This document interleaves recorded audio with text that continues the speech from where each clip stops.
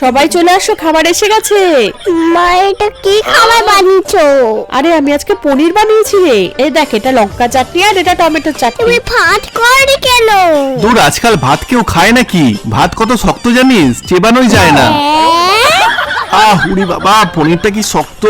দূর, এত শক্ত করেছো কেন পনিরটা? হ্যাঁ বাবা, আমিও খেতে পাচ্ছি না, পনিরটা খুব শক্ত। সত্যি তো পনির গুলো বড্ড শক্ত হয়ে গেছে, আর একটু সেদ্ধ করে নিয়ে আসি। তোদের কি মাথা খাটে পড়ে গেছে নাকি? পনিরটা তো অনেক নরম তুলে। হ্যাঁ, কি বলছিস এটা? তুই কি পাগল হয়ে গেলি নাকি? তুই এইসব খেতে ভালো লাগছে না, আমি গিয়ে একটু বিস্কুট খাই। হ্যাঁ, তুই বিস্কুটটাকে দাঁত দিয়ে ভেঙে ফেললি? তুই এটা কি করে করলি?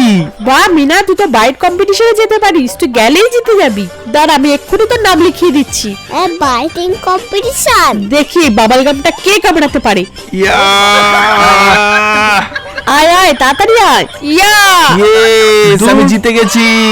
ওয়াও, ইনি বাবল গামটা কামড়ে গিনিস ওয়ার্ল্ড রেকর্ড করে দিয়েছেন। হ্যাঁ, বাবাল গাম কেউ যেতে নাকি? হ্যাঁ হ্যাঁ, তোর সাথে কি খেলবো? তুই তো একটা ছোট্ট বাচ্চা। তুমি ভয় পাচ্ছ সেটা বলো। ঠিক আছে, চলে আয় তাহলে। বল, তুই কি দিয়ে চ্যালেঞ্জ করতে চাস? এই আখের কুচি ছাড়তে হবে। ওরে বাবা! ঠিক আছে ঠিক আছে, আমি ভয় পাই নাকি? দেখা যাক কে জেতে।